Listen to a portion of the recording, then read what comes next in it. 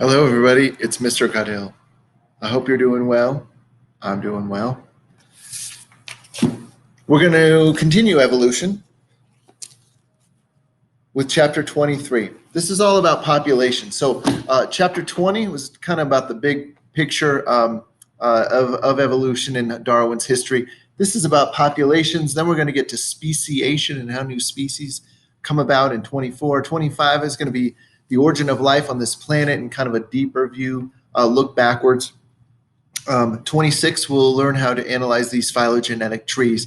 I like chapter 23 because number one, we start talking about the process of evolution. How does it really happen in a population? And number two, we start to introduce math, and then we do a laboratory where we reproduce and we try to change up the environment in the room and see how evolution actually happens to a population. It should be fun. In fact, you'll see that right here. This is our lab. Why that isn't working. This is our lab on Hardy-Weinberg equilibrium. Sorry about that. It's just the thing that we use in order to demonstrate evolution. So eventually you'll have a pre-lab due on this for sure. Well, we're just going to go over, this is really quick. It shouldn't be more than 10 minutes. If it is, don't finish it because it's too long. I'm just going to touch on a couple things in 23.1. It's just a couple pages in the book. The title of this section is Genetic Variation Makes Evolution Possible. Well, I like this chapter generally speaking. There's a lot of good stuff here, but make sure that you read this paragraph that tells you what I'd like you to actually read in the textbook, because there are some things that they don't do very well. And then the next time I see you, I'm going to have a handout for you that's going to kind of take the place of some of these endless paragraphs in the middle of this chapter. Well, I said earlier that there's two types of evolution, in my opinion. There's micro and macro evolution. And again, I'm never going to try to force you to believe anything or say that macroevolution is the way that it is.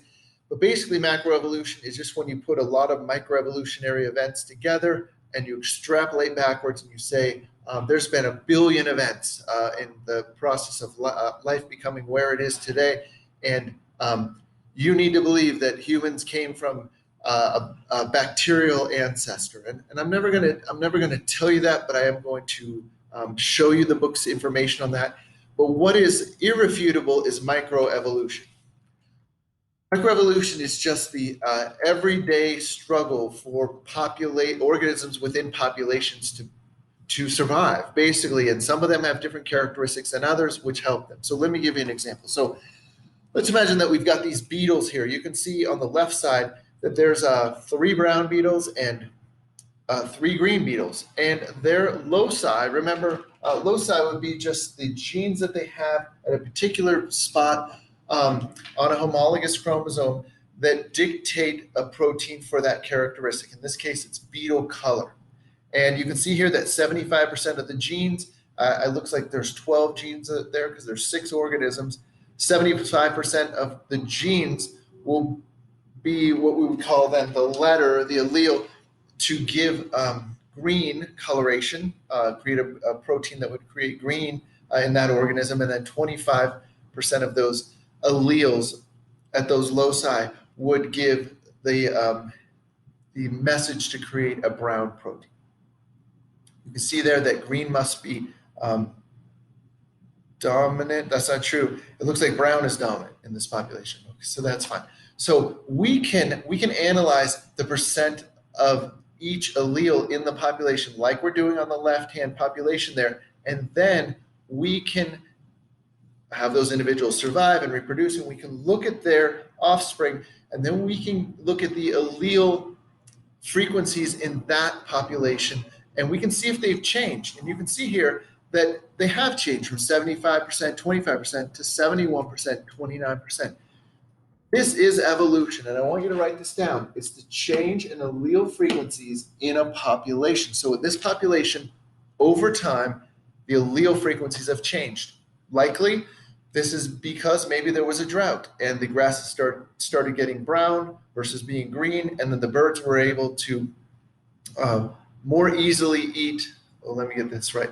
Maybe there was a lot of rain and the grasses were green, and then as a result of the environment changing, and then the individuals that were brown were eaten more readily, and so you can see then in the next generation the gene combinations for, oh my gosh, I screwed that up again. When I screw something up once, that's fine. I have no problem with that. Twice, I always have a problem with that. The idea is that maybe there was take three. Maybe there was a drought, and that the grass got all brown. That caused the green guys to stick out like a sore thumb. The ones that had more green genes that were causing them to be green, they were eaten more readily by predators, maybe birds, and as a result, they didn't survive and reproduce as well. And so in the next generation, you see that there are fewer genes, I had it right the first time, that would give the green coloration in the organism.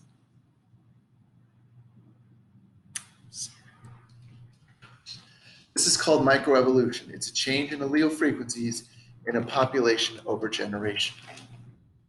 So is this finch evolving by natural selection? And of course the answer is no. I want you to read this. It's at the beginning of the 10th edition.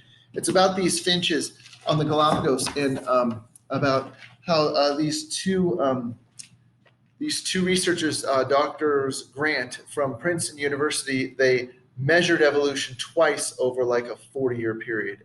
Go in there in the summers.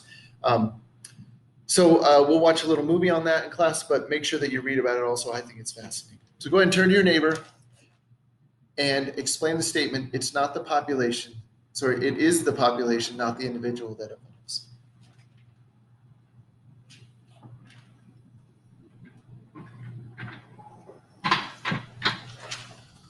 Well, we need to talk about the gene pool, and the gene pool is all the alleles for all the loci in a population. So let's think about this. So let's imagine that humans have 20,000 genes, each human. That means that they have 40,000 alleles, potentially. You know, maybe I have a big B and a big B, or a big B and a little b, but I could have a big B and a little b. And if you look at the whole population, all of these alleles are going to be represented throughout the population. We can count those. We can get percentages like we did in the last picture with the beetles. We can figure out how many of each allele there are in a population. That's the gene pool. And that's the pool of genes that's being worked on by natural selection through the environmental pressures or reinforcements that are occurring to a population. Well, variation in individual genotype, like the beetle color or those intelligent guys sitting there in the pool, leads to a variation in individual phenotype. Genotype is the genes. Phenotype is the expression of that characteristics. Often it's an outward expression of a personality or eye color or hair color. Let me show you some variation in the human population. This is the round of competition that ultimately determines their fate. The make it or break it moment. The ladies will have to demonstrate their ability to answer a thought-provoking final question. Sound simple? Easier said than done, especially when the whole country is watching. Here's how it works. Our panel of judges prepared their own questions. So now, we will ask each finalist to pick the name of the judge, who will then ask a final question. Ladies, you'll have 30 seconds before you hear the sound of this bell. Good luck. We begin with South Carolina. Hello, South Carolina, please pick out the name of the judge. Thank you. Judge number 5, Amy Teagarden. Recent polls have shown that a fifth of Americans can't locate the U.S. on a world map. Why do you think this is? I personally believe that U.S. Americans are unable to do so because some people out there in our nation don't have maps, and I believe that our education, like such as South Africa and Iraq, everywhere like such as, and I believe that they should, our education over here in the U.S. should help the U.S., or should help South Africa, and should help Iraq and the Asian countries, so we will be able to build up our future. Thank you very much, South Carolina. Would you like to see another example of variation amongst humans?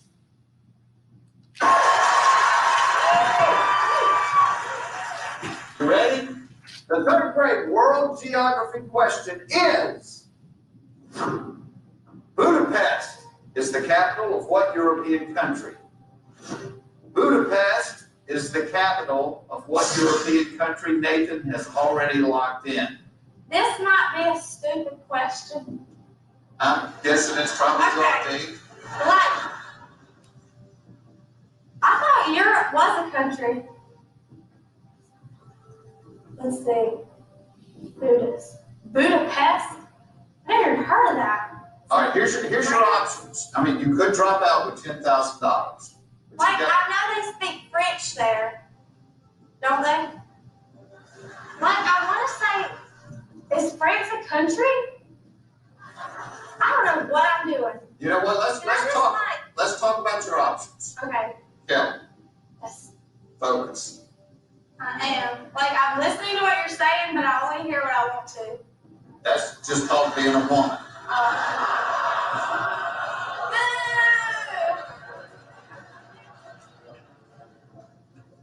Well, we could just call the show, Are You Smarter Than a Man? No, because women don't really want to hear a man's opinion. They just want to hear their opinion in a deeper voice. That's what they want when they talk to us. Let's talk about this. I really want you to get to 25,000 because no matter what happens after that, you're walking out of here with 25,000. It's all about the charity, so It is. I gotta think what's best for them. Let's see, I am just going to copy. Copy. Come on, right If you had to guess, do you have a guess? there. I don't think France is a country, but I almost said that. I don't know. I'm just gonna say France. I don't know. France is a country, I will tell you that. If you had said France, you would have gone home with nothing. That is not the right answer. The right answer is Hungary. Is what? Hungary. Hungary. Like I'm hungry. That's a country? I've heard of Turkey, but Hungary, never heard of it. But the answer is Hungary. So, if Nathan said Hungary, your charity's got $25,000. If he didn't, you walk away with that. Nathan. Hear that smile? Oh. Kelly, take a look at the board. For $25,000, your fifth grade classmate Nathan said, Hungry! Yay, okay, so we've looked now at variation amongst individuals in a population, and there's two major processes which facilitate this. Mutations, like point mutations, for instance, just spontaneous mutations on DNA or replication errors before the cell cycle occurs. Second one is sexual reproduction.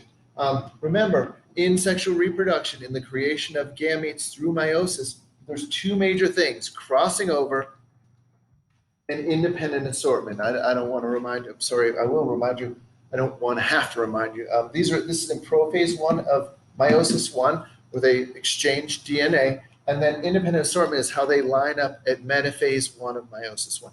And those are just random processes. And the idea is that we're creating genetic variation in each egg or sperm so that there is variation in individuals in a population. This is a good thing because environments change and not everyone is perfectly suited in any population for everything that could potentially happen. So when the environment does change, organisms that are better suited with alleles combinations which are different, say, than the norm, they may survive and reproduce better than others. And I've hit on this point before, but the point is that then allows evolution to occur in a population because there's a change in allele frequency, because the natural selection is kind of shifting the allele frequency towards a certain direction. Certain favored or unfavored alleles in a population. That's it. Thanks. See you soon.